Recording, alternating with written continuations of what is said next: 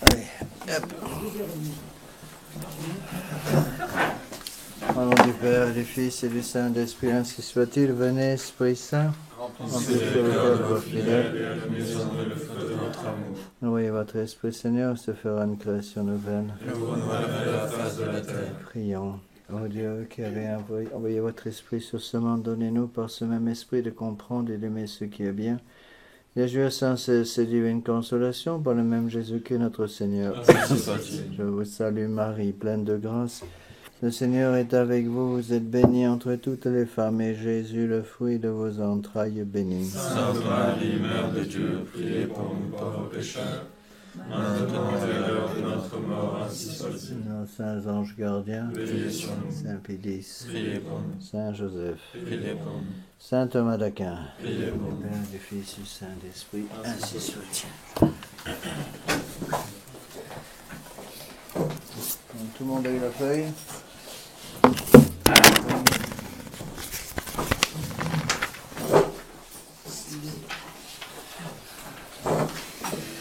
Bon, aujourd'hui, je vais vous expliquer rapidement la lettre numéro 54. Donc, c'est une série que j'avais commencé il y a longtemps sur les grands mensonges de l'histoire. J'ai pas eu le temps d'en faire beaucoup. J'ai fait l'Inquisition, j'ai dû faire Galilée, plusieurs. Enfin, ce que je voudrais essayer de vous expliquer, si je peux, ce soir, c'est pas trop vous donner l'historique de l'Inquisition, parce que c'est un monde. Il faudra parler pendant des heures et des heures. Mais d'expliquer en quoi le tribunal de la Sainte Inquisition est quelque chose en soi de parfaitement catholique. Ne cherchez même pas à expliquer l'Inquisition à quelqu'un qui n'a pas la foi. Il ne peut pas comprendre. Vous ne pouvez pas demander à quelqu'un qui n'a pas la foi catholique de comprendre le tribunal d'Inquisition. C'est impossible. Pourquoi ? Parce que pour comprendre l'Inquisition, il faut comprendre un point essentiel qui me semble de loin le plus important. Si on n'a pas compris ça, on n'a rien compris à l'Inquisition. Qu'est-ce qui est plus grave, de détruire une âme ou de détruire un corps? Tout est là. Le tribunal d'Inquisition, c'est la réaction de l'Église pour empêcher le péché de scandale, tout simplement. Le péché de scandale, c'est quoi? Le péché de scandale, c'est le péché par lequel je suis responsable de la destruction de l'âme du prochain. Alors, une fois qu'on a compris et admis que l'âme est bien plus importante que le corps, on comprend l'Inquisition. Imaginez que vous connaissiez quelqu'un qui a l'intention de mettre du poison dans la canalisation de la ville. Bon, dans les réserves d'eau potable de la ville. Bon. Et que tout le monde va boire cette eau contaminée, tout le monde va mourir. Est-ce que vous avez le droit de supprimer la vie de cette personne pour protéger les habitants de la ville? C'est évident. Même le dernier des imbéciles, même un grand socialiste serait capable de comprendre ça, enfin en principe. D'accord? Il comprendrait ces choses-là. Oui, c'est évident, dans un cas comme ça, on a le droit. Mais imaginez quelqu'un qui a l'intention de détruire les âmes de tous les habitants de la ville. Si l'âme est bien plus importante que le corps, il est évident que si on a le droit de supprimer la vie de quelqu'un qui veut détruire tous les habitants, les corps de tous les habitants de la ville, on a bien sûr le droit de prendre des moyens très efficaces pour empêcher quelqu'un de détruire les âmes de tous les habitants de la ville. Et encore une fois, je pense qu'il faut avoir, pour comprendre l'Inquisition, il faut deux choses. D'une part, il faut avoir compris ce que c'est que le péché de scandale. Donc, le péché de scandale, je répète, c'est la destruction de l'âme du prochain. Et par le mauvais exemple que je donne, par ma façon de vivre, mon comportement, par mes paroles, par mes écrits, par mes actions, je détruis l'âme du prochain. Ou, n'oubliez pas, scandale indirect, quand, étant en charge de l'âme du prochain, je ne fais rien, que je laisse l'âme du prochain être détruite, alors que j'étais en charge de cette âme et que j'étais supposé protéger cette âme. Scandale indirect. Ça, c'est la chose vraiment la plus importante à comprendre. Donc, sans la foi, on ne peut pas arriver à comprendre ces choses-là. Deuxième chose, il faut avoir la fierté de la foi catholique. Le monde moderne utilise l'Inquisition comme une espèce d'armement contre nous. On nous jette l'Inquisition à la figure, comme s'il faudrait immédiatement tomber à genoux et demander pardon pour le crime de l'Inquisition. Et quand on étudie un petit peu l'Inquisition, c'est pas évident, parce que si vous commencez à écouter l'Inquisition d'après les historiens modernes, vous allez avoir du n'importe quoi. Donc il faut avoir le courage d'étudier simplement l'Inquisition, non pas telle qu'elle est vue par le prisme des yeux modernes, mais tout simplement, concrètement, ce qu'elle est. On peut comparer un petit peu le tribunal de l'Inquisition à l'œuvre, par exemple, d'un Herman Cortés. On en a parlé la dernière fois, quand je vous expliquais l'apparition de Notre-Dame de Guadeloupe. Lorsque Hernán Cortés est arrivé et qu'il a vu, qu'il avait compris qu'à la dernière procession, il y avait eu 80 000 victimes humaines offertes au dieu Soleil, au dieu serpent à plumes, bon, il a détruit complètement cette civilisation, pas la civilisation, mais il a détruit complètement cette fausse religion. Est-ce qu'on peut lui reprocher? En détruisant cette fausse religion, il y a combien d'âmes qu'il a sauvées? Et même savoir combien de corps il a sauvés. Première chose qu'il a fait, je l'ai expliqué la dernière fois, il a abattu l'idole du dieu serpent à plumes, et il a nettoyé les gradins de la pyramide, et il a enterré les 100 000 cadavres qui étaient au pied des pyramides qui avaient été massacrées par les Aztèques, les princes Aztèques. Est-ce que vous allez reprocher à Hernán Cortés d'avoir supprimé cette fausse religion et par là d'avoir sauvé des centaines de milliers de corps? Parce que des tas de gens n'ont pas été assassinés grâce à lui. Maintenant, si on passe au niveau surnaturel, il ira savoir combien d'âmes ont été sauvées par lui. Non seulement il a sauvé toutes ces âmes qui se seraient perdues, mourant en état de péché mortel, vraisemblablement, autant qu'on peut se juger de l'extérieur, mais il a permis, par son action, de laisser la porte ouverte au catholicisme, qui va amener le véritable sang rédempteur, à savoir notre Seigneur Jésus-Christ. Ce qu'avait prêché, je vous l'avais expliqué la dernière fois, ce qu'avaient prêché les prêtres franciscains qui étaient avec Cortés. Vous n'avez plus besoin maintenant de vénérer le sang du Dieu Soleil, puisqu'un autre sang vient refaire l'homme dans le bon sens du terme, à savoir le sang de notre Seigneur Jésus-Christ. Et donc on est obligé de regarder le problème de l'Inquisition avec des yeux surnaturels. Si vous regardez l'Inquisition avec des yeux naturels, on ne peut rien comprendre. C'est pour ça que l'homme moderne est absolument incapable de dire quoi que ce soit, de comprendre quoi que ce soit sur l'Inquisition. Et quand des gens de mauvaise volonté me posent une question sur l'Inquisition, j'ai toujours envie de leur répondre, je ne vais pas vous répondre, vous êtes incapable de comprendre quoi que ce soit à ça. Il faudrait d'abord que vous appreniez à utiliser correctement votre cerveau, et après on pourra commencer à répondre à vos questions. On perd son temps. Véritablement, on perd son temps d'essayer d'expliquer l'Inquisition à quelqu'un qui ne croit pas à l'existence d'une âme. Puisqu'en fin de compte, tout est là. Si on en est là où on en est dans le monde moderne, et surtout en France, si la France est devenue une gigantesque poubelle, c'est tout simplement parce que les dirigeants du gouvernement français ne croient pas à l'existence de l'âme. Ils s'en fichent complètement. Pour eux, c'est clair, c'est net, la vie s'arrête à la mort. On met le corps au cimetière, c'est fini, terminé, il n'y a plus rien. Bon, il est évident que si la vie s'arrête à la mort, et bien à ce moment-là, je suis d'accord, autant en profiter. Par contre, si la mort est en fin de compte un début d'autre chose, le début d'une nouvelle vie, alors là, il faut s'en occuper. Et donc, je crois que c'est très important de mettre les choses bien à plat au début. Donc, il faut lutter contre ce qu'on appelle, encore une fois, la légende noire. La légende noire, c'est un terme général qui englobe plusieurs choses. La légende noire, c'est tout ce qui touche, si vous voulez, à ces sujets un peu brûlants, comme les croisades, l'action du catholicisme en Amérique centrale, en Amérique du Sud, et puis l'Inquisition et d'autres choses comme ça. Bon, c'est ce qu'on appelle la légende noire. Les gens en face de nous ont suivi la doctrine de Voltaire, que vous connaissez, mentez, il en restera toujours quelque chose. Et à force d'avoir menti aux gens, les gens finissent par croire que c'est vrai. Puisque tout le monde le dit, ça finit par être vrai. C'est pour ça qu'en France, toute une série de sujets qu'on n'a même plus le droit de mettre en cause. On n'a même plus le droit d'étudier certaines choses. J'en dis long sur la question d'ailleurs. Le simple fait qu'on ait absolument interdiction même d'étudier certains problèmes, certaines choses, qu'on n'a même plus le droit d'étudier certains problèmes, ça prouve quoi? Ça prouve qu'il cache quelque chose.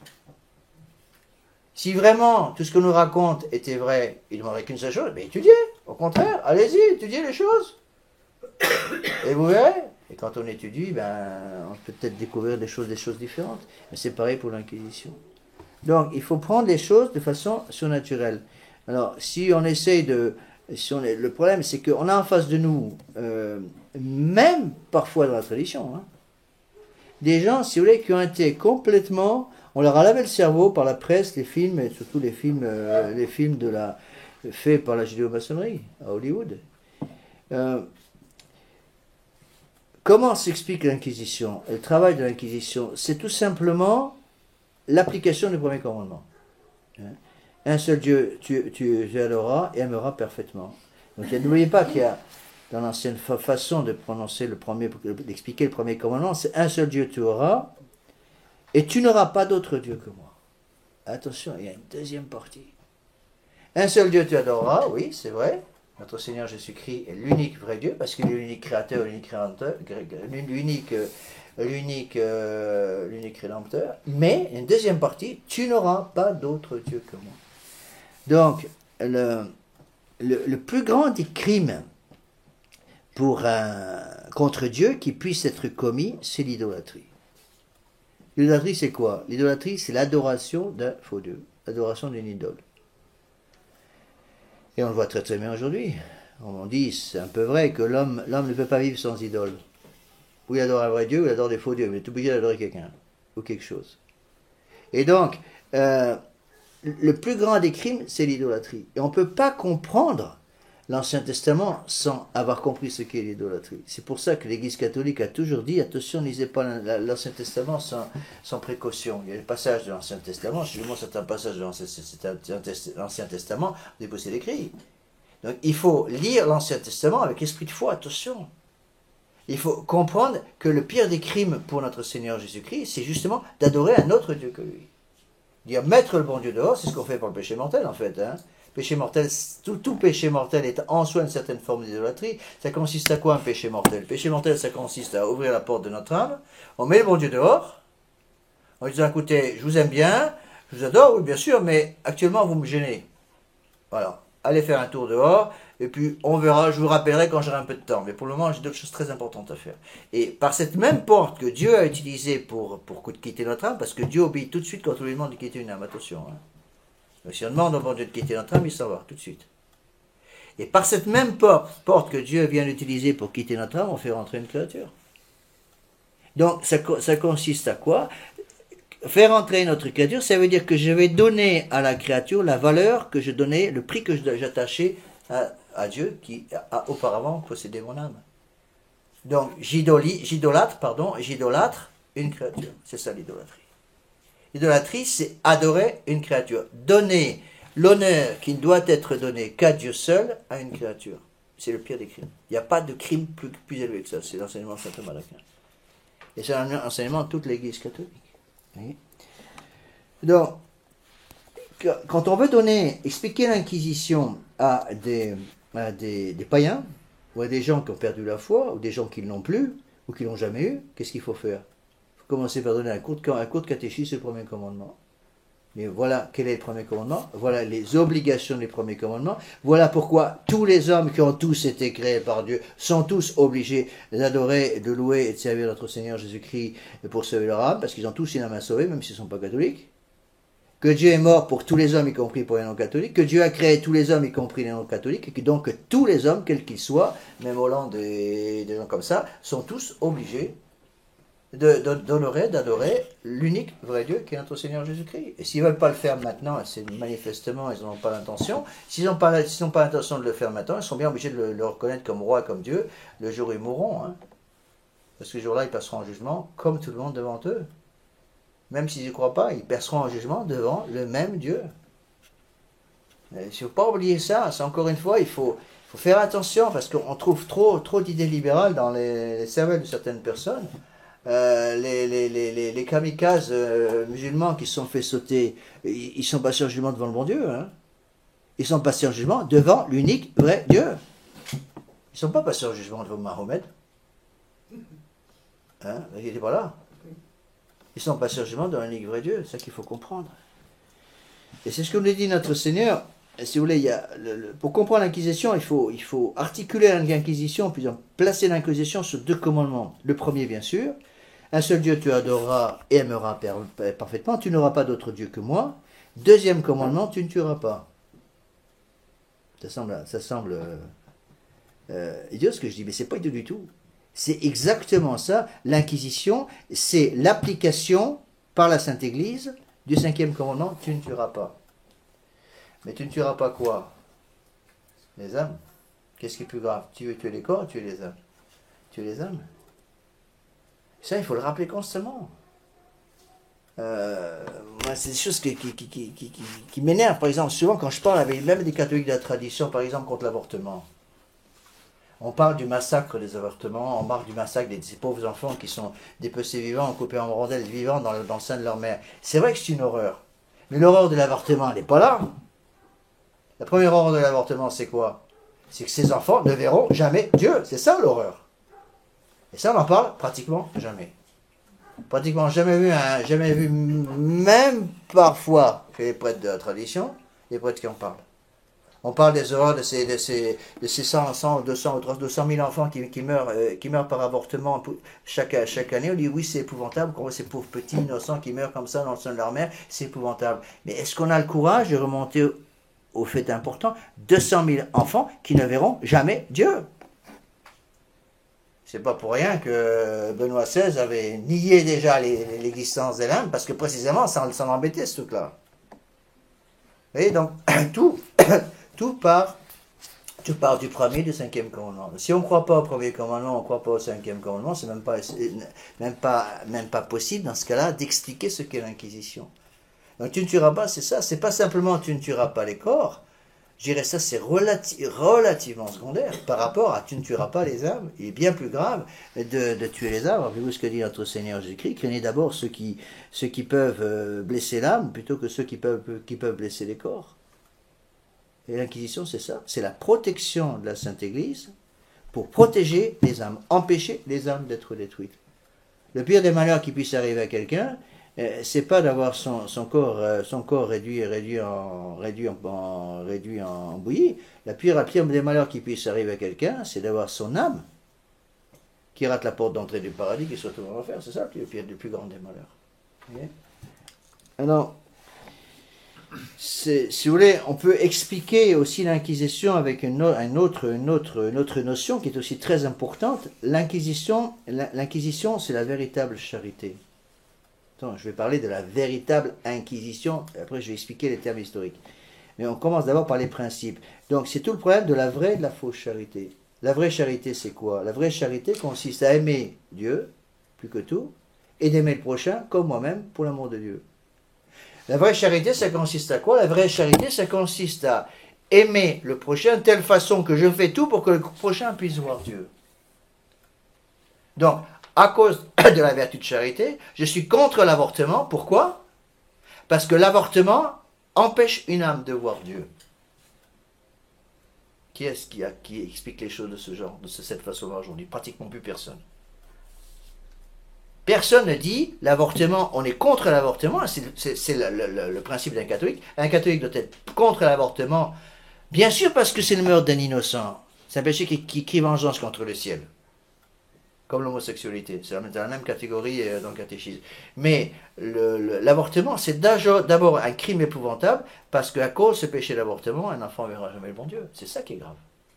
Vous voyez? Donc, la véritable charité, c'est quoi? La véritable charité consiste à aider le prochain à aller vers Dieu.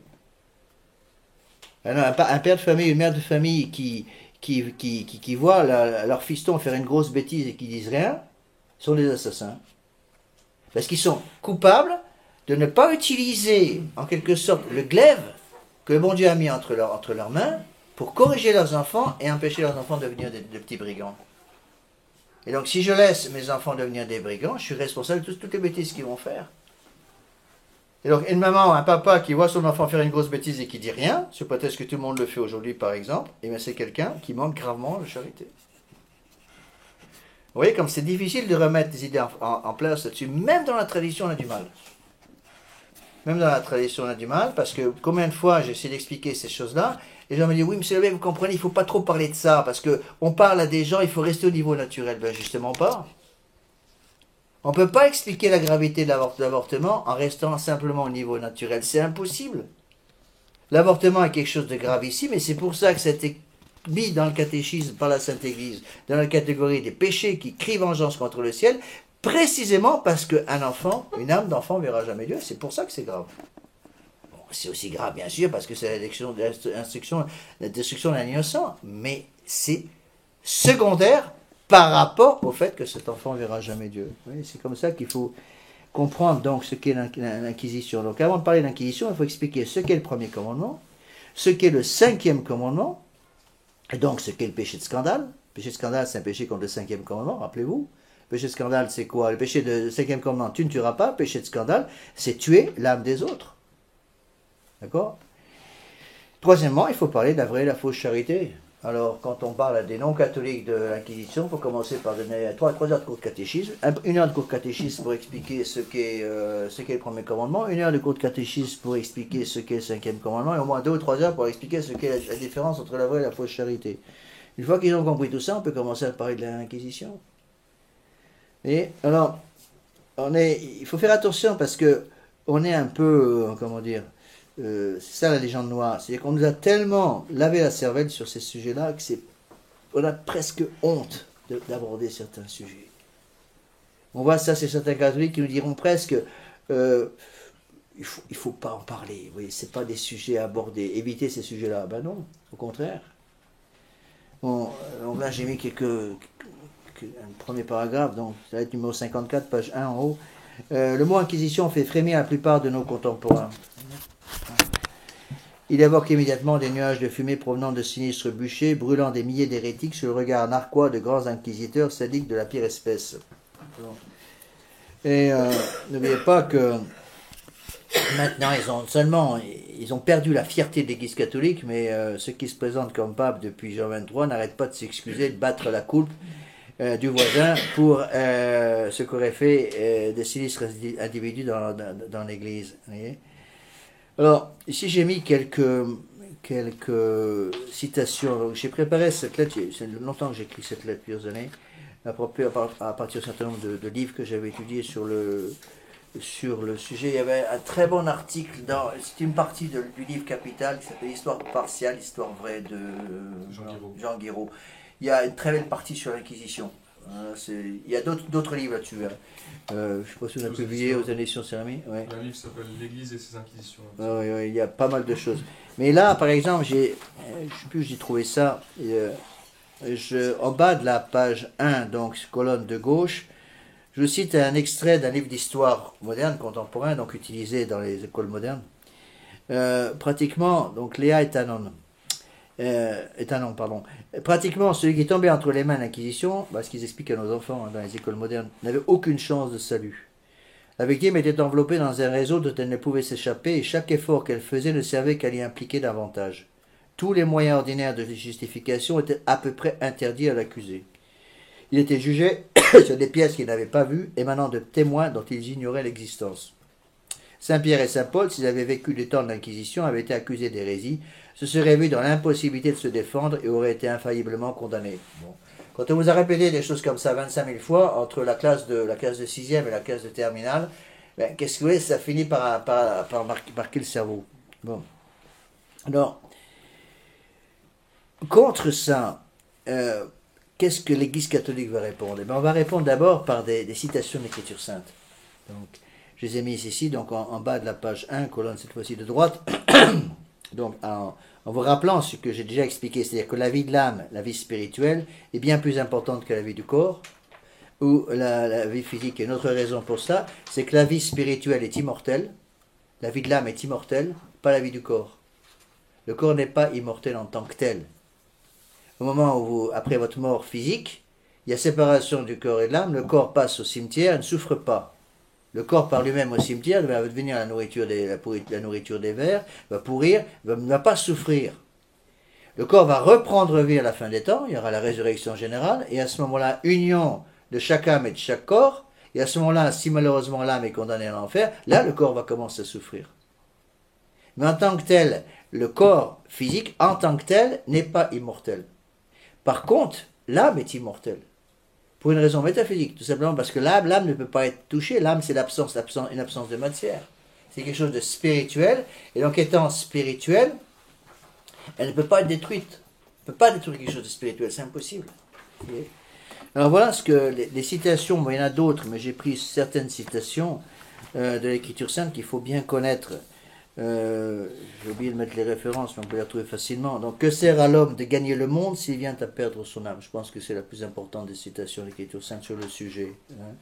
C'est tout le principe et fondement de Saint Ignace. Hein. Quand on commence les exercices Saint Ignace, c'est pas pour rien que Saint Ignace, dès le début des exercices, principe et fondement, de quoi il parle? D'abord, il donne le plan de toute notre vie. J'ai été créé, je suis sur la terre pour un certain nombre d'années pour louer, honorer, servir Dieu et sauver mon âme. Donc, je suis sur la terre pour sauver mon âme. Bon. Donc, j'ai le droit d'utiliser les créatures qui m'entourent autant que ces créatures m'aident à aller vers le ciel et que je dois m'en séparer si ces créatures sont pour moi un obstacle. Donc, si ma main, mon pied ou mon œil sont pour moi des obstacles, je les coupe, je les enlève, je les jette. Parce qu'il vaut mieux pour moi entrer manchot ou pied beau ou avec un seul œil au ciel plutôt que de tomber en enfer avec les deux pieds, deux yeux et les deux mains. Vous voyez? Donc, il faut, encore une fois, il faut bien comprendre ces choses-là. Ne vous amassez pas, dit notre Seigneur, des trésors sur la terre, où la rouille et les vers détruisent, et où les voleurs percent et dérobent. Mais amassez-vous des trésors dans le ciel, où ni la rouille ni les vers ne détruisent, et où les voleurs ne percent ni ne dérobent. Autre citation, page 2. Ne vous inquiétez pas pour votre vie, de ce que vous mangerez, ni pour votre corps, de ce que vous serez vêtu. Cherchez donc premièrement d'abord le royaume de Dieu et sa justice, et tout le reste vous sera donné par surcroît. Autre citation très importante pour ce sujet-là qui nous occupe. Ne craignez pas ceux qui tuent le corps, mais qui ne peuvent tuer l'âme. Craignez plutôt celui qui peut précipiter le corps et l'âme en enfer. Malheur par qui le scandale arrive. Celui qui scandalisera un de ces petits qui croient en moi, il vaudrait mieux pour lui qu'on lui attachât au cou la meule qu'un âne tourne et qu'on le précipitât au fond de la mer. Et c'est la ligne de conduite qu'un catholique doit avoir. On est guidé par l'Écriture sainte. D'accord? L'exemple classique, si vous voulez, qu'on peut donner, c'est le pasteur et son troupeau. Le pasteur et son troupeau. Imaginez un pasteur qui a une centaine de brebis dans son troupeau, et puis d'un seul coup, un jour, il se rend compte qu'il y a une brebis qui a attrapé la gale. Bon, elle va communiquer, s'il fait rien, elle va communiquer là-bas, la gale à tout troupeau, et tout le monde va mourir. Bon, alors, si on s'appelle François ou Bergoglio, on va dire, ah mais il faut être gentil, doux, suave et tout, avec tout le monde, cette chère petite brebis, elle est toute gentille et tout, il faut surtout rien faire, parce qu'on pourrait lui donner les cauchemars la nuit, donc il faut rien dire, rien faire. Du coup, tout le troupeau est détruit. Bon, qu'est-ce que fait un pasteur qui a encore un peu de bon sens? Il prend la brebis et en fait michouille. Si on peut encore manger le corps, je sais pas si c'est dangereux. Mais en tout cas, il la brûle. Il faut protéger. Bon, eh bien, pratiquement c'est ce qu'il faut, c'est ce que fait l'Inquisition. Bon, il faut évidemment appliquer ça avec un peu de bon sens, mais c'est exactement ça, vous voyez. Le problème, c'est qu'on est dans une société qui a tellement été contaminée par le libéralisme qu'on a un mal fou à comprendre ces choses-là. C'est une chose qui m'a beaucoup frappé. Je suis allé plusieurs fois à Singapour. Parce que Singapour, c'est une énorme plaque tournante, c'est une île. Singapour, c'est une île de l'Asie du Sud-Est, une énorme agglomération, à peu près 6 millions d'habitants. C'est une île. Sur cette île, il n'y a pratiquement pas de champs, il n'y a que des bâtiments. Bon. C'est devenu la grande plaque tournante des finances de toute l'Asie du Sud-Est. Et il y a encore 50 ans, c'était un pays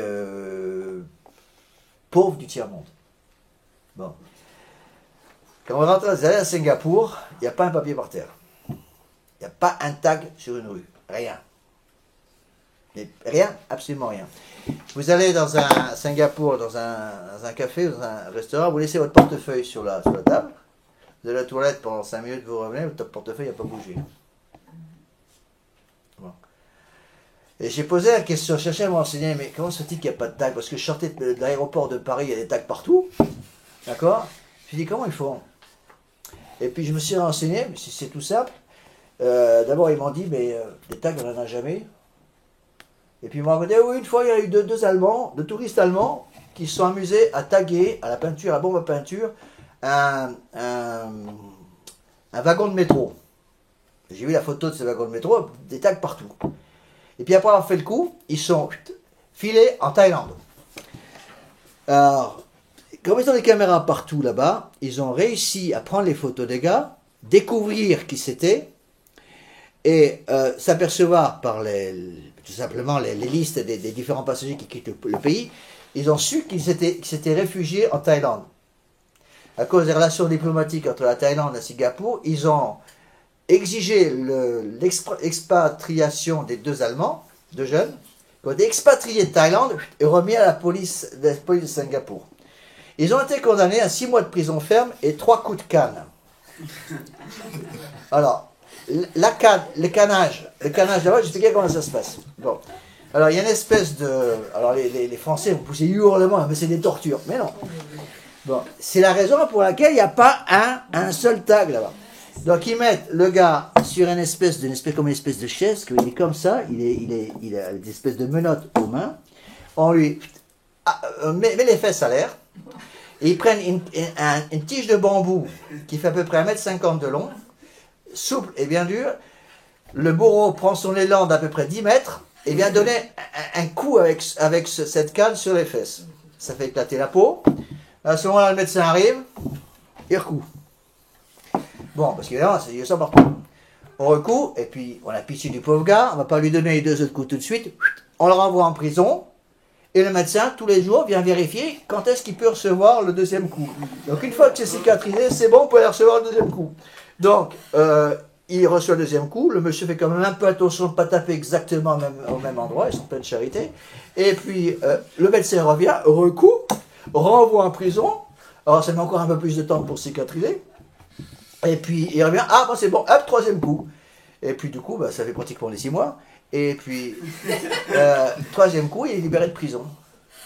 Ils ont fait ça 1 fois, 2 fois, puis c'est tout. Il n'y a pas un tac dans la ville. Bon, ça c'est pour des raisons physiques. Bon. Vous vous rendez compte combien coûtent les tacs pour les faire nettoyer aujourd'hui? C'est pratiquement impossible de nettoyer ces machins, il faut tout repeindre. Bon, eh bien, ce que fait Singapour pour des histoires purement matérielles, mon intention n'est pas de canoniser Singapour. Singapour, c'est une ville, il y a des très, très belles choses, si vous voulez, sur plan purement naturel, dans le sens sur plan, bon, c'est la ville du capitalisme florissant, si vous voulez, donc ça, c'est pas très intéressant. Là, les âmes, ils s'en fichent complètement. Là-bas, c'est le profit qui compte. Mais il y a des bonnes choses sur le plan éducatif pur. Bon. Eh bien, ce que Singapour fait au niveau des corps pour protéger les biens matériels de la cité, eh bien nous, il faut qu'on fasse la même chose pour protéger les biens surnaturels qui sont au-dessus des biens matériels. Qu'est-ce qui est plus grave? D'abîmer des âmes, mettre le péché mortel dans des âmes innocentes, manière par qui le scandale arrive, ou d'aller peindre des imbécilités sur un mur de 50 mètres de long. Vous voyez? Et ça, il faut bien comprendre ces choses-là. Alors voilà ce que dit saint Thomas d'Aquin.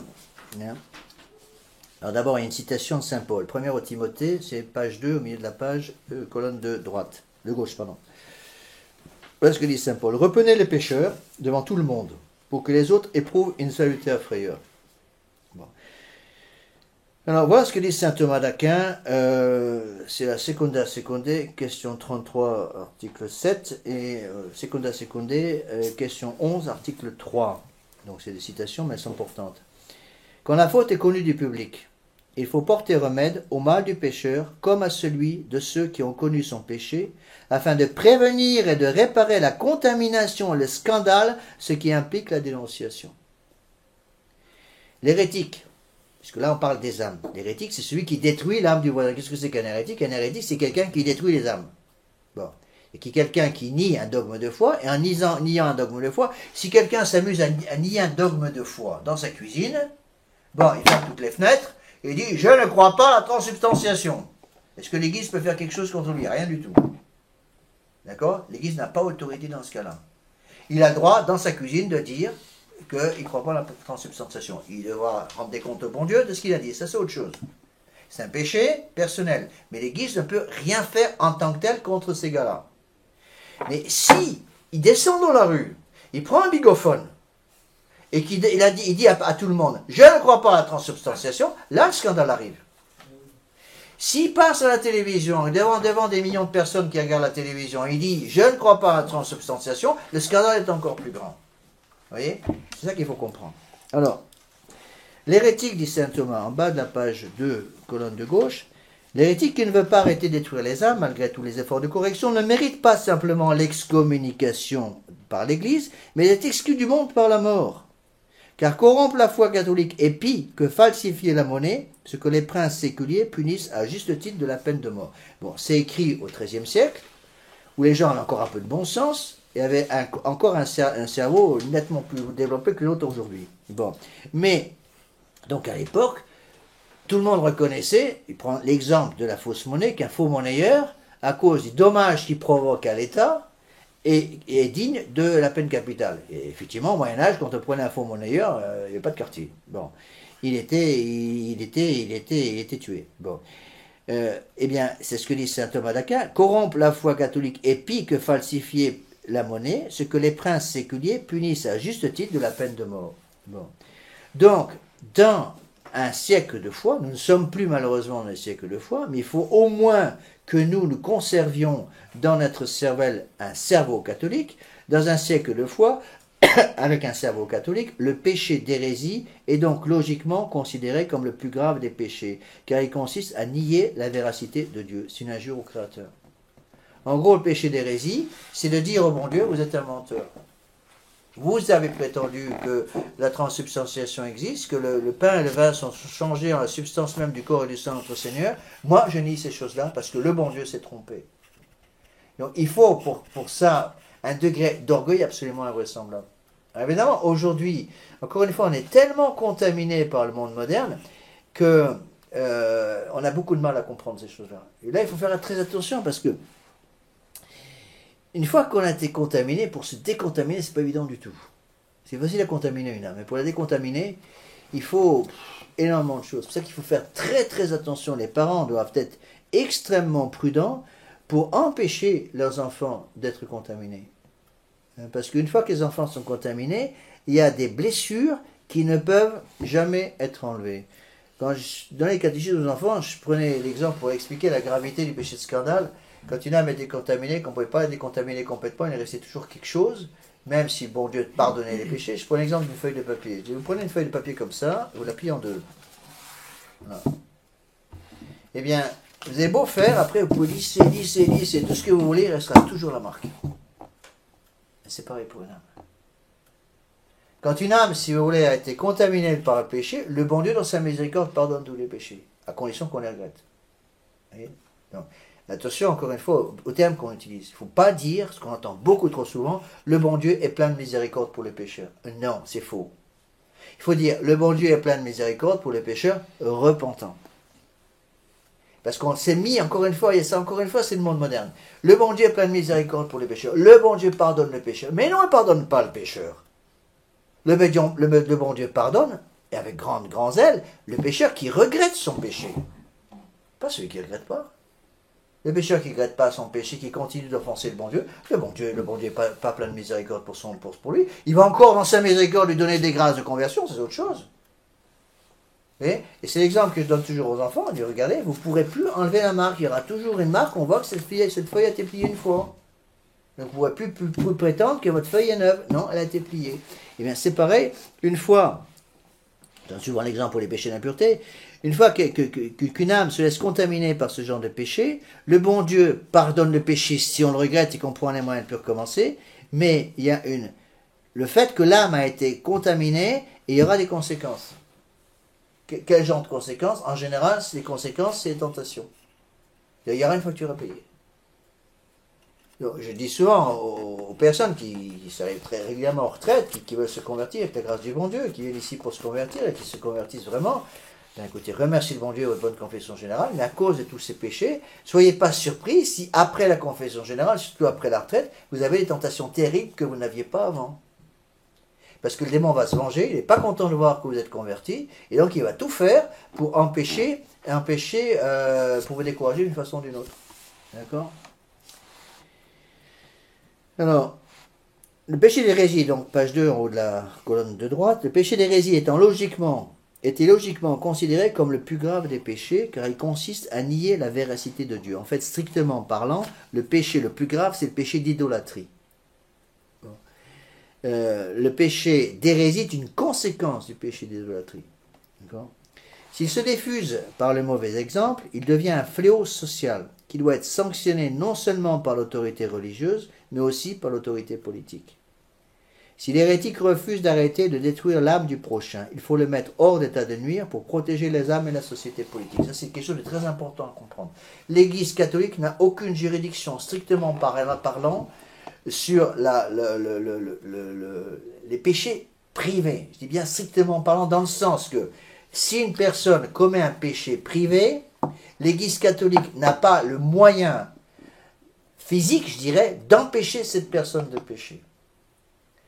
Si une personne en face de vous veut avoir des mauvaises pensées contre la pureté, vous n'avez aucun moyen, même vous êtes un peu père de famille, votre fils dit « moi j'ai l'intention d'accepter des mauvaises pensées contre la pureté », vous ne pouvez pas, en tant que père de famille, trouver un moyen physique, je dirais, une correction quelconque, pour empêcher votre fils d'avoir des mauvaises tentations, d'accepter des mauvaises pensées. Vous pouvez former son intelligence, vous pouvez former sa volonté pour qu'il apprenne à refuser, mais en tant que tel, l'Église n'a pas juridiction sur ça directement. C'est l'exemple que j'ai donné tout à l'heure, de quelqu'un qui, dans sa salle de bain ou dans sa cuisine, tout seul, dit « je ne crois pas à la transubstantiation ». L'Église catholique, en tant que telle, et le pouvoir politique, même dans un pays catholique, au temps où il y avait une union de l'Église et de l'État, par exemple au XIIIe siècle, l'Église catholique ne peut rien faire. Même si vous avez entendu, vous avez collé votre oreille contre la paroi de l'appartement, voilà. « Ah oui, j'ai entendu, il a dit que... » Ah mais attendez, vous avez collé votre oreille contre la paroi, ben oui, c'est en collant, puis j'ai bien écouté, j'ai même pris un stéthoscope de médecin pour être sûr que j'entendais bien. Il a dit que je ne crois pas à la transubstantiation. Monsieur, vous n'avez absolument pas le droit d'écouter ce que vous dit le voisin, c'est la discrétion. Bon, et votre voisin, tant qu'il est chez lui, je dirais que strictement parlant, il ne la fait pas devant d'autres personnes. L'Église catholique et l'État politique ne peuvent rien faire, strictement parlant. Bien comprendre ça. Donc, le tribunal de la Sainte Inquisition va s'exercer quand l'hérésie, le crime d'hérésie ou le crime d'idolâtrie vont devenir publics. Au moment où si vous voulez, les conséquences deviennent publiques. Pour reprendre l'exemple du troupeau, tant qu'une brebis à la gale, si vous voulez, mais qu'elle a été mise en quarantaine et dans son coin à la gale et qu'elle ne risque pas de contaminer les autres, je dirais on peut essayer de la soigner. D'accord? Si vous vous rendez compte qu'elle risque de contaminer les autres, c'est là où il faut réagir. D'accord? Alors, ceci est très important à comprendre, c'est un principe capital. Dieu sait si on nous l'a reproché. Le contraire a été reproché à l'Église. Aucune conversion ne peut être obtenue par la force, car Dieu, maître de tout, n'a besoin ni d'obéissance forcée, ni d'adoration contrainte. Donc on peut obliger un individu, l'Église catholique, ou le pouvoir politique catholique uni à l'Église, peut obliger un individu quelconque dans une société donnée, dont elles ont la charge, dont l'État et l'Église ont la charge. L'Église catholique peut interdire à un individu donné de manifester publiquement son état d'hérétique ou son état d'idolâtre. Mais l'Église ou l'État politique ne peuvent en aucun cas empêcher cette personne d'avoir dans le fort de sa conscience le désir de foncer le bon Dieu. Vous comprenez la différence? Ça, c'est très important à comprendre. Donc, la conversion par force n'existe pas dans l'Église catholique. Ça ne s'est jamais fait. Dieu sait si on a accusé, entre autres, les souverains espagnols d'avoir forcé les Juifs à la conversion. C'est totalement faux, historiquement parlant. On n'a forcé jamais les Juifs à la conversion. Ce qu'il y a, c'est que beaucoup de Juifs se sont convertis, ont prétendu se convertir pour pouvoir sauver leurs biens. Pas pareil. Ce qu'on appelait les maranes. Bon, les maranes, c'était des faux convertis. Mais ça ne venait pas du tout de l'Église. ça venait des Juifs eux-mêmes. Personne n'oblige le Juif à, dans une situation donnée, à devenir catholique. On n'a aucun pouvoir pour l'obliger. Bon. Mais on n'a pas peur de ça. Si demain matin, j'ai un Juif qui va venir suivre l'église, suivre la retraite, je l'accepte. J'ai déjà prêché une Juive, en fait. Il m'arrive qu'une fois. Elle s'est convertie, d'ailleurs. Elle s'est baptisée après. Mais un Juif demande à suivre la retraite, j'accepte. À condition qu'il ait la bonne volonté. Bien, voilà les règles. Le silence, vous venez voir tous les jours, vous suivez bien l'invitation, faites exactement ce qu'on vous demande, en suivant le livre de Saint Ignace, et vous êtes le bienvenu chez moi. Un protestant, un musulman même, qui demande à suivre les exercices, il n'y a pas de problème, il peut les suivre, à condition d'avoir la bonne volonté. Vous voyez ? Alors, ce principe est très important. Aucune conversion peut être obtenue par la force. C'est toutes les distinctions qui existent entre l'Église catholique et l'islam. L'islam a toujours converti par la force. C'est crois ou meurs. Ou tu crois, ou je te tords le cou. Bon. Alors, il donne une certaine possibilité d'avoir une vie diminuée, c'est pas le dimni, c'est-à-dire qu'ils vont dire, bon, vous pouvez payer un impôt et considérer, vous n'êtes pas obligé de devenir musulman, mais vous serez toujours considéré comme un esclave par nous. C'est toute la différence qui existe entre l'Église qui est l'Église catholique et l'Église musulmane. L'Église musulmane est une Église humaine fondée par Mahomet, l'Église catholique est une Église divine fondée par notre Seigneur. D'accord ? Alors,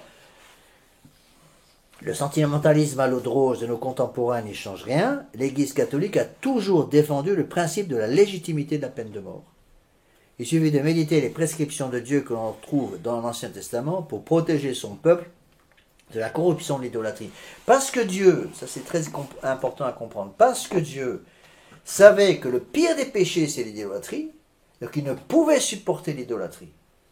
Et il savait que le peuple juif de l'Ancien Testament, qui était à l'époque le peuple élu, attention, le peuple de l'Ancien Testament, c'est le peuple juif qui est le peuple élu à l'époque. Il savait très bien que le peuple de l'Ancien Testament, le peuple juif, le peuple élu de l'époque, avait une attraction pour le péché d'idolâtrie. Dès que les prophètes avaient le dos tourné, ils s'y précipitaient. C'est l'histoire du veau d'or avec Aaron, c'est l'histoire de tout le peuple juif. Le peuple juif, c'est ça, si vous voulez, on le voit très bien dans l'Ancien Testament. Dès que le bon Dieu avait le dos tourné, dès que les prophètes avaient le dos tourné, ils se précipitaient vers les idoles. Bon. Et Dieu avait en horreur cette façon d'agir, c'est pour ça qu'il était tellement sévère. C'est pour ça qu'il les a promenés dans le désert pendant 40 ans. Rappelez-vous l'histoire du serpent d'airain, mais justement, qui avait été mis sur le poteau, qui représentait la croix, et tous ceux qui garderaient le serpent d'airain seraient sauvés, parce que les petits serpents venimeux sortaient du sable partout et piquaient les Hébreux, et ils mouaient tous comme des mouches. Bon, et donc c'est ça qu'il faut bien comprendre, c'est que Dieu ne peut pas supporter l'idolâtrie. Mais c'est qu'il ne peut pas supporter. Et c'est l'unique façon d'expliquer certains passages de l'Ancien Testament qui sont incompréhensibles sans avoir justement mis dans sa cervelle ces principes élémentaires de l'Église catholique. Il est bien plus grave de détruire une âme que de détruire un corps. La foi catholique est donc le plus grand bien que puisse posséder une âme. La perte de la foi est le plus grand malheur qui puisse arriver à une âme, car la foi est nécessaire au salut de cette âme. Et je pense que ce qui se passe en France actuellement, c'est ça. Pourquoi on en est tombé là où on est tombé? Pourquoi la France est en train, il faut voir les choses en face, est en train de redevenir un pays du tiers-monde. J'ai beaucoup travaillé dans un pays du tiers-monde, donc je sais un peu de quoi je parle, surtout en Amérique latine. Quand on débarque dans certains quartiers de Paris, on est dans un pays du tiers-monde. Et on retourne tout droit. Donc, ce qui est gravissime, c'est que la foi a disparu. Or, la foi est nécessaire au retour à Dieu. Une âme qui est baptisée, qui a eu la foi par le baptême, la foi est ficelée au corps. Donc une âme peut conserver la foi, même si elle vit dans le péché mortel. Cependant, c'est pareil pour l'espérance. L'espérance peut aussi être conservée dans une âme, même dans le péché mortel. Cependant, si une âme reste trop longtemps sans confession, sans communion, sans alimenter spirituellement son âme, cette foi va diminuer, et puis au bout d'un certain temps, on va finir par mourir. Bon. Et le problème, c'est que quand la foi est morte, on ne peut plus faire revenir les gens, c'est impossible. Il m'est arrivé, c'est rare, mais il m'est arrivé d'avoir aux retraites des gens qui avaient perdu la foi, mais vraiment perdu la foi. Bon. La plupart des gens qui viennent ici, qui sont catholiques de nom, qui n'ont pas pratiqué pour 30 ou 40 ans, ils disent qu'ils ont perdu la foi, mais ils n'ont pas complètement perdu. La foi est comme si vous avez une petite braise qui est sous la cendre, on souffle dessus et ça repart. Et parfois, ça m'est arrivé pas souvent, mais 2-3 fois, j'ai eu des cas comme ça, de personnes qui me disaient, monsieur l'abbé, je veux retrouver la foi, mais je l'ai perdue. Donc, je regrette naturellement mes péchés, mais je n'arrive pas à avoir un regret surnaturel de mes péchés. Je voudrais pouvoir me confesser, mais je n'arrive pas à me confesser, parce que pour me confesser, il faut que j'ai la foi, il faut que je croie que ce prêtre en face de moi a le pouvoir de pardonner les péchés. Et quand il me dira, je t'absous tous tes péchés au nom du Père et du Fils et du Saint-Esprit, son âme est vraiment libérée du péché. Et j'ai vu des gens littéralement en pleurs, parce qu'ils n'arrivaient plus justement à retrouver la foi. Alors à ce moment-là, il n'y a plus qu'une seule chose, c'est la prière à la pénitence. La prière à la pénitence pour que le bon Dieu leur redonne la grâce de la foi. La foi, attention, la foi est quelque chose de surnaturel. Hein. Vous pouvez vous flageller pendant 20 heures par jour, pendant des années et des années, et la foi est perdue, la foi elle est perdue. Hein. Il n'y a que Dieu qui peut vous remettre le don de foi, le don de la foi dans cette âme. C'est vrai qu'il faut faire attention. La charité est remise en l'âme par un simple acte de charité parfaite, ou une bonne confession. D'accord ? Mais pas la foi et l'espérance, attention. La foi et l'espérance, dans le sens que la foi et l'espérance sont ficelées à l'âme, et donc lorsqu'elles sont perdues, elles sont perdues. Est-ce qu'il est possible pour quelqu'un qui n'a pas la foi de faire un acte de contrition parfaite? Non. Parce que pour faire un acte de contrition parfaite, il faut avoir la foi. Alors, le bon Dieu dans sa miséricorde donne des grâces extraordinaires. Bon, et ça je les vois, moi je le vois, j'ai eu un coup de téléphone d'une dame qui va venir bientôt faire la retraite et qui est de milieu, je ne sais pas si elle est musulmane, mais dans le milieu musulman. Elle a un nom musulman, alors c'est marrant parce que chaque fois qu'elle m'écrit un message, le nom qui apparaît sur l'ordinateur en haut, c'est en écriture arabe. Alors chaque fois, ça me dit, bon, c'est une menace de mort de la part des terroristes du coin, et puis non, c'est elle. Et c'est justement qui est magnifique, parce que quand quelqu'un n'a pas la foi comme ça, mais elle m'a dit, vous savez, je ne peux pas venir faire la tête à mon maman, qu'est-ce que je fais? Étudier, prier, commencez à prier, même si vous ne croyez pas encore, prier, étudier, et demander cette grâce. Et le bon Dieu vous donnera la grâce d'un acte de contrition parfaite. Le bon Dieu peut vous donner la grâce qu'on appelle un baptême de désir. Et j'ai eu des païens comme ça qui arrivaient à avoir la grâce d'un baptême de désir, un véritable regret surnaturel, attention, surnaturel de leur péché, et donc un baptême de désir. Un baptême de désir explicite efface ipso facto non seulement tous les péchés mortels, mais tous les péchés et même les peines temporelles dues au péché, les peines du purgatoire, comme le baptême. Et ça, c'est très très important. Vous voyez, donc, avec le bon Dieu dans sa miséricorde donne des grâces, mais encore une fois, faire attention. Il ne faut pas se dire, bon, je perds la foi, c'est pas très grave parce que je la retrouverai quand je veux. Non, pour retrouver la foi, il faut avoir une grâce du bon Dieu. Moi, je pense que j'insiste beaucoup là-dessus quand j'explique la confession. Catéchisme du Concile de Trente explique que la contrition doit être surnaturelle. Et rappelez-vous les points du catéchisme, la contrition, c'est quoi? C'est le regret de ses péchés. C'est à la fois le ferme propos de plus recommencer, et c'est le regret de son péché. Mais le regret doit être interne, il doit être surnaturel, il doit être souverain, il doit être universel. Donc, le point le plus important, c'est que le regret doit être surnaturel. C'est-à-dire que Dieu seul peut donner une véritable contrition, même imparfaite. Contrition imparfaite, c'est quoi? C'est regretter son péché par crainte de l'enfer. Mais ça, c'est pas vous qui pouvez l'éliciter par vous-même, hein, c'est bon Dieu qui vous le donne, ce regret. Et sans le regret purement le regret surnaturel du péché, l'absolution est invalide. Il n'y a pas l'absolution possible. Et c'est terrible parce qu'on voit parfois, je l'ai vu pas très souvent, mais ça arrive dans les retraites, on voit des gens qui ont un regret purement naturel de son péché. Mais c'est l'exemple l'exemple classique que je donne toujours quand j'explique les exercices, c'est l'exemple du père de famille qui s'enivrait. Bon, il s'enivrait et puis il a bu un coup de trop, un gros coup de trop même, et puis il a fait tas de bêtises à la maison parce qu'il est rentré complètement ivre à la maison. Donc il s'est rendu ridicule devant ses enfants, devant sa femme et devant tout le monde. Bon. Et puis, finalement, il débarque au confessionnal, il dit, Monsieur l'abbé, je me confesse parce que ça va plus, parce que ma femme, je me suis enivré il y a 15 jours, et puis bon, je me suis ridiculisé, donc tous les enfants suivent de moi, j'ai plus que l'autorité dans la maison, ma femme me fait la gueule, ne me parle plus, et puis elle me fait plus à manger, je ne sais plus du tout, j'ai perdu 15 kilos, je ne peux pas continuer comme ça. Bon, alors je demande l'absolution. Mais attendez, tout ça, c'est des raisons purement naturelles, et le bon Dieu là-dedans. Mais vous pouvez rajouter toutes les raisons naturelles que vous voulez. S'il manque la raison surnaturelle, la conversion ne vaut rien. Alors, donc, l'inquisition, pour revenir à ce sujet, maintenant c'est le point que je vais expliquer. Encore une fois, dans ce genre de conférence, je pense que les points les plus importants, c'est ceux que j'ai déjà expliqués.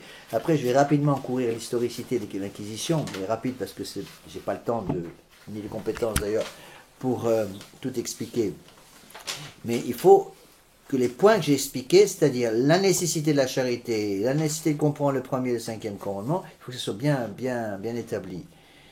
Donc, en fait, l'inquisition, établie par l'Église, c'est l'histoire de la charité de notre Seigneur et de son Église. N'oubliez pas qu'il y a eu des grands inquisiteurs qui ont été canonisés par l'Église. Saint Joseph de Capistran, par exemple. Bon. Il y a eu des très grands saints qui ont été inquisiteurs. Hein. Alors, il est intéressant de voir, historiquement parlant, donc prenez à la page 3 maintenant, donc je vais d'abord parler du tribunal inquisitorial, donc ce qu'était l'Inquisition. Et ici j'ai repris, donc dans les livres d'histoire, les livres d'histoire qui sont correctement écrits, il n'y en a pas beaucoup, il y a encore quelques-uns. Donc, les lois qui dirigeaient l'Inquisition. Et vous verrez que l'Inquisition était 1000 fois plus objective et humaine que la LICRA ou Amnesty International. Hein, sans comparaison. Alors, d'abord, lorsque l'inquisiteur arrivait dans une ville, en général, il était appelé par le roi du pays, le prince du pays. Bon. L'hérésie commençait à se développer dans un pays, les prêtres n'arrivaient plus à enrayer ça, donc on appelait parfois le grand inquisiteur. Donc, quand le grand inquisiteur arrivait, il y avait 2 édits qui étaient publiés en même temps, ce qu'il appelait l'édit de grâce et l'édit de foi. L'édit de foi, ça veut dire que toute personne qui connaissait un hérétique, donc au fort externe, pas au fort interne, au fort externe, était obligé de le dénoncer. Cependant, il y avait aussi en même temps, immédiatement, l'édit de grâce, qui pouvait durer jusqu'à 1 mois. C'est-à-dire que le grand inquisiteur arrivait, il y avait d'abord l'édit de grâce qui était publié. C'est-à-dire que pendant 1 mois, tous les hérétiques pouvaient spontanément venir demander leur pardon. Si spontanément les hérétiques venaient demander leur pardon, il était absurde, c'était en général des catholiques relapses, donc qui avaient abandonné la foi catholique. S'ils venaient spontanément se confesser, eh bien, ils étaient, leur donner une pénitence, comme à toute confession, mais ils étaient libres de leurs biens, libres de leurs allées et venues. Alors, deuxième point, encore une fois, ça c'est pas moi qui ai inventé ces règles-là, hein, c'est des règles qui sont publiées dans les livres sérieux sur l'Inquisition. Les accusés avaient le droit à une défense, page 3, donc avec la protection de plusieurs avocats, et les faux témoignages étaient très fortement réprimandés. Seuls seront condamnés et livrés au bras séculier les hérétiques obstinés. C'est que l'Église, encore une fois, ne condamnait pas, n'avait pas pouvoir de condamner les hérésies privées qui restaient au fort interne. Bon. Les souverains pontifes, troisièmement, exigeaient des inquisiteurs des garanties d'âge, d'intelligence, d'honorabilité et de science. Certains inquisiteurs furent même canonisés par l'Église, tels Saint Jean Capistran ou Saint Dominique. Alors, quatrième règle, c'est là très importante, les prévenus étaient invités à déclarer leurs ennemis mortels et la raison de leur inimité. Surtout dans une petite ville. Ils avaient donc le droit de dire je ne veux pas être jugé, ou avoir quoi que ce soit dit par telle et telle personne parce que ce sont des ennemis personnels de ma famille. Et donc ils ne vont pas être objectifs.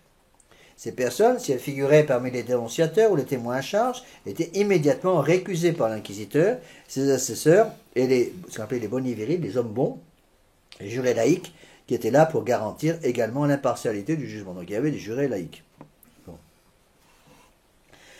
La torture était très peu pratiquée, toujours afin d'éviter un mal plus grand, contrairement à ce qui se passait parfois dans les tribunaux civils. Viendra-t-il à quelqu'un l'idée de vilipender celui qui obtiendrait de cette façon les aveux d'un terroriste, permettant par là de sauver la vie de plusieurs milliers de personnes? Je m'excuse, il y a des fautes d'impression. Dieu veut non la mort du pécheur, mais sa conversion. Sur ce sujet comme sur d'autres, des écrivains à sensation peu scrupuleux ont exploité la crédulité publique. L'acquittement était très fréquent. Donc, voilà les chiffres officiels. Je ne dis pas, c'est pas moi qui ai inventé ces chiffres. C'est les chiffres publiés par les historiens qui sont allés regarder les témoignages des livres d'histoire. C'est-à-dire les témoignages des résumés des condamnations qui étaient maintenus, qui étaient conservés à l'époque des condamnations. Donc l'acquittement était fréquent, 1 sur 6, c'est environ 18%. Condamnation à mort par le bras séculier, ce n'était pas l'Église qui brûlait, quand il y avait des cas comme ça, c'était l'État. Pourquoi? Parce que l'Église et l'État étaient liés, et que quand l'Église considérait qu'un pécheur public, je dis bien public, mettait en cause le salut des âmes des autres, il était remis au bras séculier, qui avait les mêmes règles. Le bras séculier, le roi, lui aussi pensait, comme l'Église, que c'était bien plus grave de détruire les âmes que de détruire les corps. Bon. Exemple, pendant la durée de la fonction d'un inquisiteur très connu, qui s'appelait Bernard Guy. Donc, les historiens savent exactement qui était cette personne. Quand il a été grand inquisiteur, il a été inquisiteur de 1308 à 1323. Il y a eu 42 condamnations à mort en 15 ans, soit moins de 3 par an. Alors, quand les journaux modernes vous parlent de bûchers qui brûlaient des milliers d'innocents, c'est pas tout à fait ça. Ceux qui étaient condamnés à des peines de prison ont le droit de sortir, par exemple, pour s'occuper de leur famille et soigner leurs vieux parents. C'est pas tout à fait le cas actuellement. D'accord? Alors, imaginez simplement la justice française actuelle. Imaginez qu'on ait le droit de dire je refuse d'être jugé par monsieur le juge intel parce qu'il est franc-maçon et donc il est en tant que franc-maçon opposé à ma religion, donc je refuse d'être jugé par lui. J'existe d'être jugé par quelqu'un qui va respecter ma religion. Ça changerait tout. Mais c'est comme ça que ça se passait au temps de l'Inquisition. Alors, ensuite, deux exemples pratiques. D'une part, l'Inquisition française, d'autre part, l'Inquisition espagnole. Alors, 12e et 13e siècle, on est dans les siècles les plus glorieux de l'Église catholique. Le 13e siècle, c'est considéré comme l'âge d'or de l'Église. C'est le siècle de saint Thomas d'Aquin, c'est le siècle de Saint-Louis, c'est le siècle de Saint-Ferdinand en Espagne, etc. Bon. À ce moment-là, s'est développé au Languedoc, en Provence, donc la croisade, les Albigeois. Donc, et les Albigeois, c'était comme un feu qui a pris, si vous voyez, dans la forêt, on ne s'en est pas occupé tout de suite, ça a enflammé toute la forêt. L'Inquisition fut donc le seul moyen nécessaire, le seul possible du rétablissement du droit. C'était un cas de légitime défense pour une société civile en danger de mort. Alors, les modernes ont toujours fait des efforts incroyables pour essayer de présenter les Albigeois comme des braves petits garçons. C'est pas tout à fait ça. Bon.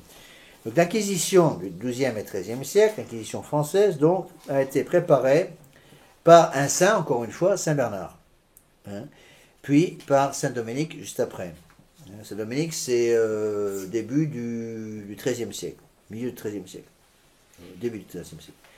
Ce sera le pape Grégoire IX qui l'instituera en 1233. Grâce à elle, la secte des cathares va disparaître et avec elle son cortège de vilainie et de vices. Alors voilà ce qu'enseignaient les cathares. Les cathares, en fait, c'était des manichéens. Les manichéens, c'était l'hérésie contre laquelle a lutté surtout saint Augustin. La grande œuvre de saint Augustin, c'est lui contre le manichéisme. Pourquoi lui-même en avait été un d'abord au début, donc il connaissait bien l'hérésie. Le manichéisme cathare poussait à la fornication généralisée, refusant le mariage, exigeant la contraception absolue et l'avortement au XIIIe siècle, permettant le vol, faisant les suicides une obligation pour le salut et conduisant directement la société humaine à la mort à travers une explosion démente de lubricité. C'était un autogénocide. Un peu comme une secte, si vous voulez, qui a enseigné le suicide général à tous ces gens. Bon. Vous pouvez faire tout ce que vous voulez avec votre corps, fornication généralisée, refus du mariage et refus de l'enfantement. Attention, non pas refus des relations physiques entre un homme et une femme, refus de l'enfantement. Je ne sais pas si vous voyez les conséquences politiques. Vous pouvez faire tout ce que vous voulez avec votre corps, vous pouvez avoir le nombre de femmes ou de concubines que vous voulez, ou d'hommes que vous voulez, mais il ne faut pas qu'il y ait d'enfants. Donc c'était immédiatement le crime de l'avortement, le crime de la contraception qui n'existait pas à ce moment-là, mais il faut voir un petit peu ce que ça a amené dans la société. Donc c'était la destruction de toute la vie familiale même. Bon. Un peu ce qu'ils font, que le gouvernement fait aujourd'hui avec la famille. Mais à l'époque, on était au XIIIe siècle. Donc. On voit ce que dit Jean Dumont dans un autre de ses livres qui s'appelle L'Église au risque de l'histoire, qui est très intéressant. Le catharisme, ou le manichéisme, c'est pareil, était un cancer social profond et généralisé, restant hors d'atteinte des traitements locaux par la seule médecine spirituelle, si pure et si bien administrée qu'elle soit. Donc ça, c'est Jean Dumont. Alors, il y a eu, c'est vrai, des exactions dans l'Inquisition française, mais ces exactions sont arrivées quand elle est passée sous contrôle de l'État. Tout simplement parce que le siècle d'or, c'est le XIIIe siècle, au moment où il y a l'union entre l'Église et l'État. XIVe siècle, c'est quoi? C'est le début de la Renaissance. Donc c'est le début de la résistance de l'État contre l'Église. Et à ce moment-là, l'État va avoir la tentation de prendre le pouvoir de l'Église, de juger elle-même. Et à ce moment-là, c'est là où il y a des exactions. D'accord? Alors, deuxième exemple, encore une fois, je ne vais pas tout vous expliquer parce que ce n'est pas le but de la manœuvre. Le but de cette lettre, ce n'est pas de vous expliquer ce qu'est l'Inquisition, mais les motifs de l'Inquisition, ce qui n'est pas pareil. L'Inquisition espagnole maintenant. Alors, elle est surtout le but de deux grands monarques espagnols, Ferdinand et Isabelle la catholique, qui feront tant de bien pour les âmes que le pape leur concédera le 2 décembre 1487 le titre officiel de roi catholique. N'oubliez pas que, surtout Isabelle la catholique, serait canonisable. En fait, son décret de canonisation même a été préparé, mais évidemment, avec les Ostrogoths qui sont ce siège de ciel de Pierre aujourd'hui, il est évident qu'ils n'ont jamais gardé la possibilité de canoniser Sainte Isabelle la catholique. Bon, mais le but de l'Inquisition espagnole était clair. Bon, c'était un double but. D'abord, de protéger les Juifs réellement convertis au catholicisme, qu'on appelait les conversos, et de punir les faux convertis qu'on appelait les maranos, ou les chrétiens judaïsants, tout en maintenant la paix sociale, afin d'éviter un bain de sang. Historiquement, on voit que c'est ce qui s'est passé assez souvent, ici dans le livre que j'ai lu, c'était en 1449 à Tolède. Une guerre civile en Espagne. Donc un double but de l'Inquisition espagnole, protéger et permettre aux Juifs qui voulaient vraiment se convertir, de se convertir à la foi catholique, et empêcher les fausses conversions. Je vous ai expliqué que beaucoup de Juifs à l'époque se sont convertis avec des raisons purement financières pour garder leurs biens. Donc ils se sont convertis, ils ont été baptisés, ils se prétendaient catholiques, ils avaient une double vie. Devant, ils pratiquaient la foi catholique, mais en fait ils étaient restés juifs, ce qu'on appelle les marins. Bon. En fait, du fait de la montée de la puissance des conversos, des nouveaux chrétiens, qui n'étaient pas les saints, qui étaient parfois très arrogants, ayant souvent tendance à opprimer les vieux chrétiens, c'est-à-dire ceux qui avaient toujours été catholiques, le peuple catholique espagnol se sentait de plus en plus menacé, mais de toutes parts, des possessions de sa terre et de son identité. C'est exactement ce qui se passe actuellement, avec d'autres personnes. Donc l'Inquisition espagnole visait donc non seulement la persuasion des Juifs et des hérétiques, mais aussi la réconciliation et l'assimilation. Bon. Pour pouvoir accepter des étrangers, il faut qu'ils puissent s'assimiler dans la culture. Bon, c'est tout le problème qu'il y a actuellement avec l'islam. L'islam est inassimilable. Bon, pas une religion, une Europe chrétienne. L'Europe a des racines chrétiennes. Alors attention, on dit bien, l'Europe a des racines chrétiennes. Je ne sais pas d'où sort cette espèce de bêtise qui consiste à dire qu'on a des racines judéo-chrétiennes. On n'a pas du tout les racines judéo-chrétiennes, on a des racines chrétiennes. Ça n'a rien à voir avec les racines juives. Elles sont où les racines juives en France? Elles ne sont pas là. Il y a toujours eu des juifs en France, mais il n'y a pas de racines juives en France. Il y a des racines chrétiennes. Et c'est toujours pareil, les modernes ne veulent plus utiliser les bons termes, ils disent qu'il y a des racines judéo-chrétiennes parce que ça fait passer un peu la pilule. Mais non, c'est les racines chrétiennes. Donc l'Inquisition espagnole visait non seulement la persuasion des Juifs et les hérétiques, mais aussi la réconciliation et l'assimilation. Bon. Donc cette assimilation empêchait le racisme. Bon, n'oubliez pas que le racisme en tant que tel a été condamné par l'Église, toujours. Qu'est-ce que c'est que le raciste? Le raciste, c'est quelqu'un qui dit « je suis contre, par exemple, contre les Juifs parce qu'ils sont Juifs ». Ça, c'est du racisme. Ou « je suis contre les Noirs parce qu'ils sont Noirs ». Je suis contre les Jaunes parce qu'ils sont jaunes. Bon. Ou contre les Blancs parce qu'ils sont Blancs. Ça, c'est du racisme, ça a toujours été condamné par l'Église. Mais l'Église a toujours encouragé la protection, si vous voulez, pas simplement du droit du sol, mais également la protection des âmes. Donc, l'Église a toujours encouragé les conversions des gens qui n'avaient pas la bonne foi dans le pays, pas par la force, parce que l'Église n'a jamais cherché à convertir qui que ce soit par la force, mais justement par cette assimilation, une espèce d'osmose qui se présentait dans les milieux catholiques. Quand il y avait, si vous voulez, imaginez un païen qui vit entouré de bons catholiques, bon, au bout d'un certain nombre d'années, par osmose littéralement, eh bien, il va finir par être tenté de devenir catholique. Surtout quand il a devant lui des exemples de bonnes familles catholiques et de prêtres catholiques qui font leur boulot. Il n'y a donc jamais eu la moindre trace de racisme dans les tribunaux des inquisiteurs. De plus, l'Inquisition espagnole s'est montrée en tout beaucoup plus modérée et compréhensive que les justices laïques qui, en France, avaient usurpé le pouvoir de l'Inquisition au moment du passage de l'Inquisition du pouvoir religieux au pouvoir civil. Bon. D'après les historiens révolutionnaires, là, il y a deux exemples qui sont donnés, Llorente et Pierre Dominique, le nombre des hérétiques et juifs conversos condamnés au bûcher s'élèverait à près de 50 000. Mais encore une fois, ces chiffres ne reposent sur aucun fondement et sont le produit d'une imposture naïve, d'un calcul purement conjectural établi sur des bases d'insoutenable fragilité et exagération, car beaucoup d'archives ont disparu. Plus d'archives, plus de chiffres, donc on les invente.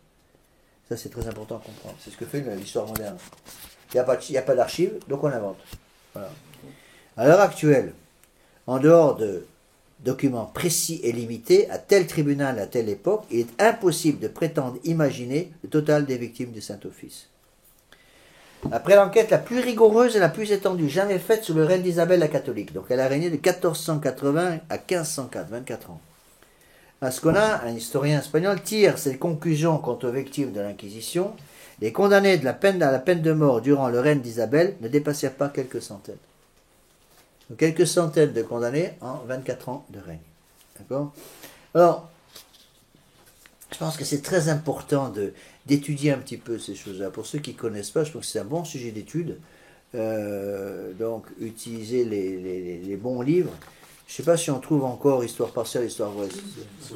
Vous l'avez édité aux éditions Saint-Rémy. Ah, et puis il y a un autre, L'Église et ses inquisitions, par Michel Ferretti. Michel Ferretti, c'est un auteur contemporain, c'est un pseudonyme. Ah d'accord, oui. Mais moi, je conseille beaucoup le livre Histoire partielle, Histoire vraie, parce qu'il est très bien fait. Et il aide beaucoup, surtout les jeunes, à comprendre. Ça touche toute une série de sujets un petit peu brûlants. Hein? Oui, il parle aussi il parle de Saint-Jean d'Arc, il parle des croisades, de l'Inquisition, des Galites, etc. C'est pas mal. Alors, vous voyez, je crois que c'est important pour nous catholiques, surtout dans le monde actuel, et surtout actuellement, je dirais, en France, qu'on perde cette espèce de peur de notre foi. Si on ne fait pas attention, on finit presque par avoir honte d'être catholique. On murmure notre catholicisme, on a l'impression que ah oui, il ne faut pas dire, je suis catholique, mais il ne faut pas le dire, oui. On voit très bien, par exemple, ce qui a été fait quand les prêtres ont enlevé la soutane, c'est la même chose. Bon, on enlève la soutane, ça peut être se cacher. Et Dieu sait si maintenant, plus que jamais, on a besoin de la soutane. Vous voyez, tout le temps, les gens nous abordent en soutane. J'ai encore allé acheter des tables cet après-midi, une bonne dame qui a de petits enfants qui est venue me voir à Saint-Mexan pour me demander catéchisme pour les enfants. Bon, j'ai dû lui expliquer que peut-être que pour avoir le catéchisme chez nous, il faudrait peut-être commencer par demander à ce que les parents commencent un peu de catéchisme. Alors bon, elle a vite compris, et puis je pense pas qu'elle la verrait, mais vous voyez, je crois que c'est ça. C'est éduquer nos enfants de telle façon qu'ils soient fiers de leur foi. Et empêcher nos enfants d'avoir honte du catholicisme. Et je vous donne un exemple. J'ai peut-être déjà donné dans d'autres cours, mais c'est pour expliquer, quand j'étais à Lille, j'avais une fidèle, une jeune fille qui est mariée maintenant. J'ai un peu perdu de vue, mais j'ai complètement perdu de vue depuis, mais elle était en fac à Lille. À Lille, Lille 2 ou Lille 3, je ne sais plus. Bon, elle était en fac là-bas, une faculté de plusieurs milliers d'étudiants. Elle était l'unique étudiante en jupe pour toute la fac. Ben, c'est pas évident. Hein? Et elle m'a dit à quel point les hommes finissaient par la respecter. Et même les musulmans qui étaient en fac, la seule personne pour laquelle ils avaient du respect, c'était elle. Tel point, elle m'a dit, une fois, il y a un musulman qui est venu me voir en disant, pourquoi tu es comme ça, toi? Alors, elle a dit, je suis catholique pratiquante. Elle a dit, ah, je m'en doutais. Oui, mais c'est ça.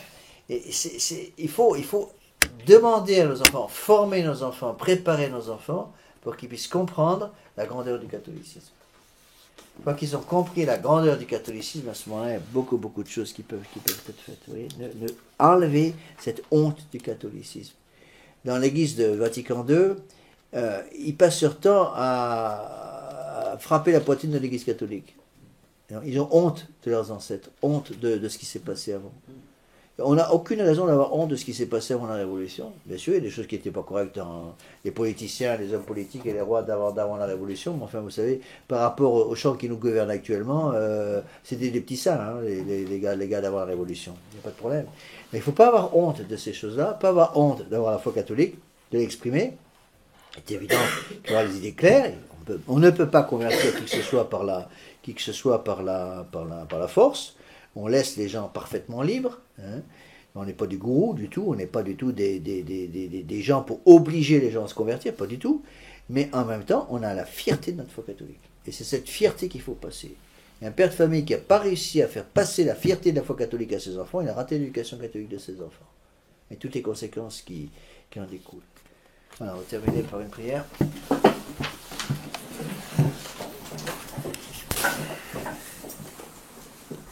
Nom du Père, du Fils et du Saint-Esprit, ainsi soit-il. Vous salue Marie, pleine de grâce, le Seigneur est avec vous. Vous êtes bénie entre toutes les femmes, et Jésus, le fruit de vos entrailles, est béni. Sainte Marie, Mère de Dieu, priez pour nous pauvres pécheurs, maintenant et à l'heure de notre mort, ainsi soit-il. Nos saints anges gardiens, Priez sur nous. Saint Pédis, Saint Thomas d'Aquin, du Père et du Fils et du Saint-Esprit, ainsi soit.